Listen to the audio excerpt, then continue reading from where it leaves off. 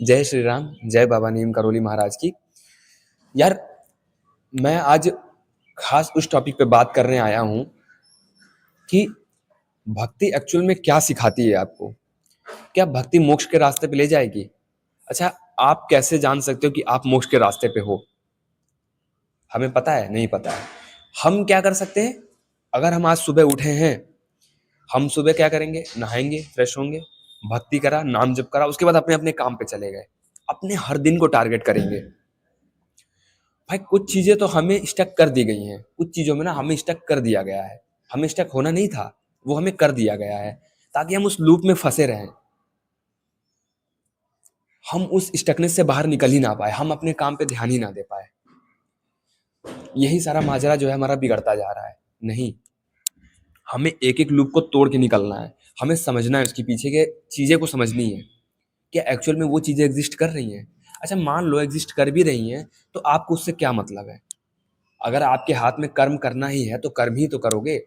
चाहे आप कितना भी कुछ कर लो, कितना भी आप देख लो चीज़ों को, कितना भी आप पढ़ सुन लो, आपको अल्टीमेट काम तो अपने हर दिन पे ही करना है।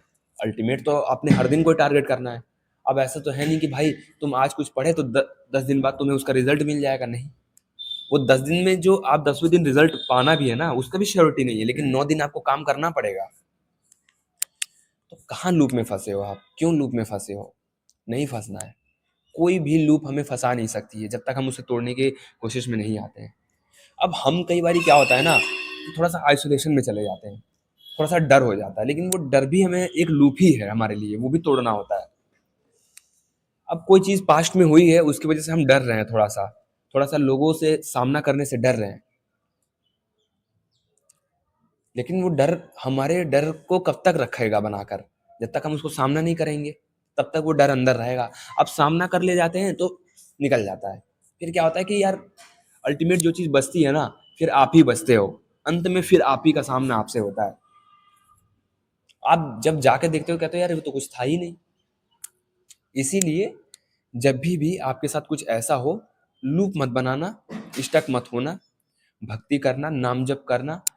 भक्ति जो है हमें क्षमता देगी, हमें हिम्मत देगी आगे बढ़ने की, हमें अननोन पाथ पे जाने का रास्ता देगा। हमें स्टक नहीं करता है, भक्ति हमें स्टक नहीं करेगा, नाम जप हमें कभी स्टक नहीं करेगा। हाँ, कुछ टाइम के लिए आपके जीवन में स्टॉपेज लगाएगा जरूर, कुछ टाइम के लिए आपको अलगाव करेगा, कुछ टाइम के लिए आपको फील करेगा कि यार बहुत ज़्यादा ही अलग फील हो रहा हूँ, क्योंकि उस समय पे जो आपकी आत्मिक उन्नति है ना, वो हो रही होती है।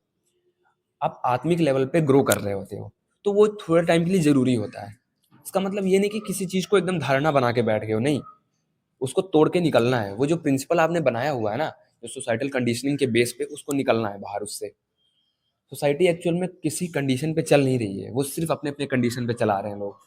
सोसाइटी ने क्या करा, सबने अपनी अपनी धारणा रख दी सामने, 10 लोगों में वो चीज़ें हो गई, उसका एग्रीमेंट हुआ, बेसिकली उन लोगों ने एग्री किया, उस पर स्ट्रांगली एग्री हो गया। अब जो मेजोरिटी का पोर्शन था, उसने स्ट्रांगली एग्री कर लिया उस चीज़ को, इसीलिए जो है वो एक कंडीशन बन गई। वरना आप इंडिविजुअल चल ही रहे हो, आप इंडिविजुअली कमा भी रहे हो, तो कौन आपको पूछने आ रहा है? कोई आ रहा है? नहीं आ रहा है। आप अपना काम कर रहे हो, आप ज़्यादा कमा रहे हो, कम कमा रहे हो, कोई नहीं देखने आ रहा है ना आपको, कोई मतलब नहीं है। तो इसीलिए उन धारणाओं को जो लोग एक्सेप्ट कर रहे थे, वो वाला पोर्शन जो था मेजोरिटी में था, और माइनॉरिटी वाला बहुत ही रेयर था। इसीलिए माइनॉरिटी वाला जो है स्टक हो गया। लेकिन जब कुछ टाइम बाद वो हिम्मत मिलती है, वो रास्ता दिखने लगता है, तब यही ब्रेक करके निकलता है बाहर। इसीलिए हमें हर दिन को टारगेट करना है, हमें भक्ति का वैसा रिजल्ट नहीं देखना है जैसा हम चाहते हैं। भक्ति का रिजल्ट हमें हर दिन में देखना है, अपनी क्षमताओं को हर दिन में देखना है, अपनी इमोशंस को हर दिन देखना है। जय श्री राम, जय बाबा नीम करोली महाराज की। सारे भक्तों पे डिवाइन का आशीर्वाद, बाबा का आशीर्वाद और मार्गदर्शन बना रहे। जय श्री राम।